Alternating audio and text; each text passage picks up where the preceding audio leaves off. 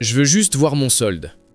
Cette phrase fit rire le directeur assez fort pour que tout le hall se retourne.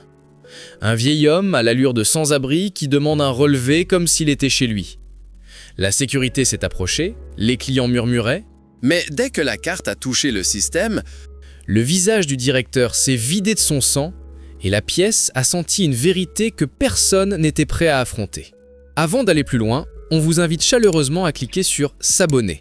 Votre soutien compte énormément pour nous et nous permet de vous offrir encore plus d'histoires puissantes. Allez, on y va. Thomas Kellen entra dans l'agence du bord du lac juste après le lever du soleil, vêtu d'une veste délavée qui pendait mollement sur ses épaules. Le tissu sentait vaguement la pluie ancienne et les poignets étaient usés, doux au toucher après des années à essuyer les matins froids. Il ressemblait à quelqu'un qui dort près des bouches d'aération derrière les immeubles de bureaux, le genre de personne qu'on évite sans même y penser. Les lumières du hall bourdonnaient au-dessus de lui, chaleureuses mais trop vives. Elles se reflétaient sur le sol en marbre et le forcèrent à plisser les yeux un instant. Quelques clients le regardèrent juste assez longtemps pour décider qu'il n'avait rien à faire là. Une femme près des bordereaux de dépôt chuchota « Qu'est-ce qu'il fait dans cette agence ?» Un autre marmonna « Il s'est trompé d'endroit ». Thomas avançait lentement, laissant ses bottes racler légèrement les carreaux. Sa posture semblait fatiguée, mais ses yeux étaient bien réveillés, observant tout. Il sentait le parfum léger d'une employée solitaire flotter dans l'air. Quelque part derrière lui, une imprimante ronronnait en traitant une liasse de documents. Le message anonyme tournait en boucle. « Il maltraite les clients noirs. Les pauvres aussi. Va vérifier. » Pas de signature, pas d'explication, juste la vérité enveloppée d'un avertissement. Il n'avait pas d'armi après l'avoir lu. Il refusait de laisser la pourriture s'installer dans une banque qu'il avait discrètement bâtie de ses propres mains. Alors il était venu seul, vêtu de ce que le jugement adore cibler. Vêtements usés, mâchoire non rasée, pas fatigué. Il voulait de l'honnêteté, pas de cérémonie. Arrivé au guichet, plusieurs employés interrompirent leur geste. Une caissière donna un coup de coude à sa collègue, murmura quelque chose qui fit ricaner l'autre à voix basse. Un vigile jeta un œil, la main posée près de sa ceinture, prêt à faire monter une situation qui n'existait pas. Derrière le comptoir se tenait Ross Alden, directeur de l'agence, la quarantaine, coupe de cheveux hors de prix, chemise impeccable, regard qui scannait les gens avant même qu'ils ouvrent la bouche. Il dévisagea Thomas comme on inspecte un problème déposé sur le pas de sa porte. Ross afficha un sourire qui ne survécut pas jusque ses lèvres. « Oui, qu'est-ce que je peux faire pour vous ?» Thomas posa une carte Black Diamond Platinum sur le comptoir. Les bords étaient usés, mais son poids ne laissait aucun doute. « Je veux juste voir mon solde. » Quelques clients à côté échangèrent des regards amusés. L'un chuchota. « Il croit que cette carte est vraie ?» Un autre ricana doucement. Ross tapota la carte du bout du doigt, un sourire narquois aux lèvres. « Monsieur, où avez-vous eu ça ?» Thomas ne broncha pas. « Passez là. » Quelque chose dans son ton fit taire les ragots l'espace d'un instant. Un frémissement silencieux traversa la salle. Tous les regards convergèrent vers le comptoir, dans l'attente du fiasco qu'ils imaginaient déjà. Thomas restait immobile, épaules détendues, mains relâchées le long du corps. Il avait déjà vécu ce genre de scène. Les gens jugent d'abord, réfléchissent après. Il observait Ross avec une curiosité calme, laissant la tension de la pièce monter toute seule. Le directeur soupira, enfin, attrapa la carte et l'inséra dans le terminal. Le hall plongea dans un silence qui n'attendait plus qu'à être brisé. Ross tenait la carte entre deux doigts, comme s'il s'agissait d'un objet suspect. Son rictus se crispa, le genre de sourire de quelqu'un qui a déjà décidé de la fin avant même que la scène ne commence. Il redressa sa cravate, roula légèrement les épaules et murmura au vigile « Reste prêt ». Les bottes du garde résonnèrent doucement sur le sol. Sa seule présence fit tourner quelques têtes avec intérêt. Un homme près des brochures souffla « Ça va être gênant ». Un autre « Pourquoi ils essaient toujours ce genre de truc ?» Ross inséra la carte dans le lecteur avec une pause théâtrale, comme s'il offrait au public le temps d'apprécier le spectacle. Thomas ne bougeait pas. Il posa une paume sur le comptoir, tapa une fois, puis deux, à peine audibles. Ses doigts étaient stables, presque calculés. Sa respiration, lente, maîtrisée. Ross tapa le numéro de carte avec une force inutile. Chaque touche claquait fort. « Monsieur, vous comprenez bien que ce type de carte est réservé à nos clients les plus élites, n'est-ce pas ?» Thomas hocha lentement la tête. « Exact. » Une femme en tailleur ricana doucement. « Il a l'air sûr de lui pour quelqu'un qui va se faire virer. Une autre voix. J'espère qu'il filme. Ross se pencha vers l'écran pendant le chargement. Il cliqua sur un onglet, fronça les sourcils, cliqua encore comme s'il pouvait discipliner la machine. Les arnaques deviennent de plus en plus créatives chaque année, lança-t-il assez fort pour que tout le monde entende. Thomas laissait les insultes glisser. Il gardait les épaules détendues, le regard doux, mais fixe. L'air autour de lui semblait plus chaud, chargé d'odeurs d'encre et de papier frais. Ross appuya sur Entrée. L'écran se figea une seconde. Le cercle de chargement tourna, puis la page suivante apparut. Ross fronça les sourcils plus fort. Il ajusta légèrement l'écran, pensant que l'angle faussait l'information. Il cliqua encore, plus fort. Sa mâchoire se crispa. « Qu'est-ce qui se passe » demanda quelqu'un à voix basse. « Je pensais qu'il serait déjà dehors. » Le cercle disparut, remplacé par les détails du compte. Ross cligna des yeux, se pencha, cligna encore. Il murmura quelque chose d'inaudible. Son visage se raidit. Une main se leva lentement du bureau, flottant près de sa bouche, tandis qu'il fixait le nom affiché comme s'il s'agissait d'une erreur qu'il ne pouvait corriger. Thomas ne parlait pas. Il observait les micro-mouvements de Ross. Le froncement de sourcils, la déglutition difficile, le changement soudain de posture. Ross cliqua encore sur l'onglet détail, plus vite cette fois, comme si répéter l'action pouvait changer la réalité. Le chiffre ne bougeait pas, le nom ne bougeait pas. Thomas Kellen. Type de compte, accès exécutif. Solde, assez pour faire avaler sa salive à Ross une nouvelle fois. Le vigile derrière Thomas se pencha, essayant d'apercevoir l'écran, la confusion sur le visage.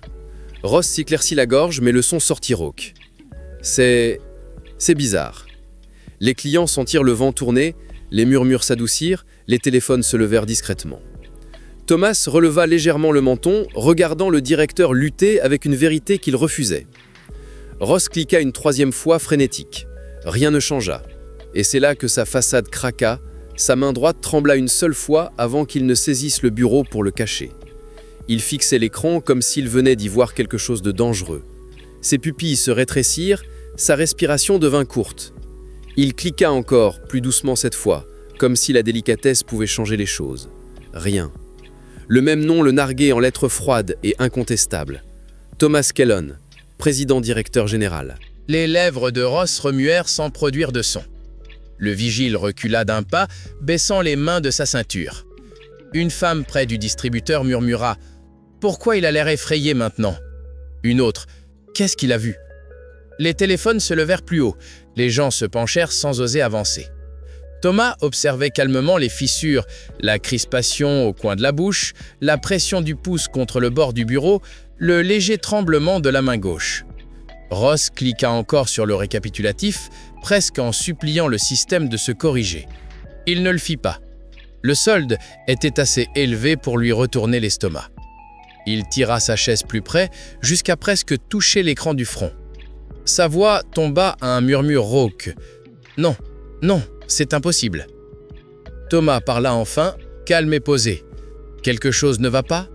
Ross se redressa d'un bond, avalant difficilement sa salive. « Monsieur, monsieur, il doit y avoir une erreur système. » « Vous êtes sûr ?» Ross cligna rapidement des yeux, cherchant ses mots. Sa posture avait perdu toute arrogance. Ses épaules s'affaissèrent. Sa cravate semblait soudain trop serrée. Il tira dessus d'un geste nerveux. « Laissez-moi vérifier quelque chose. » Il parcourut les journaux internes, confirmant ce qu'il savait déjà. Chaque vérification pointait vers la même vérité. Le vieil homme en vêtements usés ne jouait pas la comédie. Il n'était pas perdu. Il n'était pas intrus. Il était le propriétaire. Quelques clients échangèrent des regards incrédules. « C'est lui ? Le PDG ? Le vrai PDG ? Non, impossible. Si, c'est vraiment lui !» Thomas ne se tourna pas vers les murmures. Il n'en avait pas besoin. L'énergie de la pièce s'était déplacée autour de lui, comme la gravité qui se recalibre. Ross s'éclaircit à nouveau la gorge, mais le son se brisa. « Monsieur, si j'avais su… » Thomas l'interrompit d'un léger mouvement de la main. Pas de colère, pas de précipitation, juste un geste calme qui fit tressaillir Ross. « Vous m'avez jugé avant même de savoir qui j'étais. » Les yeux de Ross s'écarquillèrent. « Je ne voulais pas. » « Il ne s'agit pas de vouloir, » répondit Thomas. « Il s'agit de croire ce qu'on voit. » Quelqu'un près de la ligne de dépôt souffla il est fini. Un autre, putain, regardez comme il a retourné sa veste en 2 secondes. Ross posa ses 2 paumes à plat sur le comptoir pour se stabiliser. Sa respiration était plus forte, irrégulière, des gouttes de sueur perlaient à la racine de ses cheveux. Thomas fit un petit pas en arrière, laissant le silence s'étirer. La pièce retint son souffle avec lui. Il pencha légèrement la tête, la voix douce mais claire. « Si cette carte avait affiché 20 $, m'auriez-vous traité de la même façon ?» Les yeux de Ross tombèrent immédiatement. Il ne répondit pas. Il ne pouvait pas. La vérité était là, nue entre eux, exposée à tous les regards. Le hall devint plus lourd après cette question, comme si l'air s'était épaissi autour de chaque personne présente. Ross garda les yeux rivés au comptoir, mâchoire serrée, respiration courte. Sa confiance d'avant avait disparu. Seule la panique restait, crispant les muscles de son cou. Quelqu'un murmura « Il est cuit ». Un autre « Il y a 10 minutes, il jouait en roi du monde ». Thomas ne leva pas la voix, il n'en avait pas besoin. Le calme autour de lui faisait tout le travail. Il se tenait les mains légèrement croisées dans le dos, posture sereine, l'autorité tranquille de quelqu'un qui a traversé bien pire tempête. Ross tenta de se redresser, forçant un ton professionnel qui se cassait en cesse. « Monsieur Kellen, je vous assure que la situation a été mal interprétée. » Thomas haussa légèrement un sourcil. « Vous avez ri de moi, Ross, avant même de passer la carte. » Le vigile près du mur changea de posture, soudain incertain de quel camp défendre. Ross ouvrit la bouche, mais les murmures du hall le coupèrent. « Il a appelé la sécurité directe !» Il ne lui a même pas posé une question complète. C'est exactement de ça dont les gens se plaignent. Ross entendait tout. Chaque mot faisait grimacer son visage, dilater ses narines. Il tenta de reprendre la main. « Monsieur, permettez-moi de réparer ce qui… » Thomas s'approcha, sans menace, juste assez près pour que Ross retienne son souffle. « Dites-moi, Ross, quand je suis entré, qu'avez-vous vu en premier, ma carte ou mes vêtements ?» Les yeux de Ross trahissaient la culpabilité. Thomas ne semblait pas triomphant, il semblait fatigué. « Vous aviez un seul travail, dit-il doucement, faire en sorte que les gens se sentent en sécurité dès qu'ils franchissent la porte. » Près de l'entrée principale, quelqu'un murmura « Ça va partir en viral direct !» Un autre « Ouais, il y a déjà des gens qui filment !» Les téléphones n'étaient plus cachés. Ross passa une main dans ses cheveux, ruinant la coiffure impeccable qu'il portait comme une armure. « Monsieur Callan, je ne savais pas exactement qui… » La voix de Thomas traversa la pièce avec un poids tranquille. Le respect ne devrait pas dépendre de l'identité. Ross ferma les yeux une seconde, épaules voûtées. Un bourdonnement sourd emplit ses oreilles, couvrant le bruit du hall. Quand il les rouvrit, Thomas le regardait toujours de ce regard calme, insupportablement stable. Thomas se tourna légèrement vers la foule. Pas pour un effet dramatique, mais parce que tout le monde écoutait déjà. Une banque ne devrait pas vous juger avant que vous ayez fini votre phrase. Le solde ne détermine pas la dignité. Un costume ne détermine pas la valeur. Des clients hochèrent la tête en silence. Une femme près de fauteuil murmura « J'aurais voulu entendre ça il y a des années. » Ross déglutit difficilement. La sueur coulait près de son col. Il tenta encore, la voix tremblante. « Je vous présente mes excuses, monsieur. Sincèrement. » Thomas ne lui offrit pas de réconfort en retour. « Vos excuses ne me sont pas adressées, dit-il. Elles sont pour tous ceux que vous avez traités comme ça avant aujourd'hui. » Ross cligna rapidement des yeux, regard baissé vers le sol. La tension dans la pièce atteignit son apogée, silencieuse.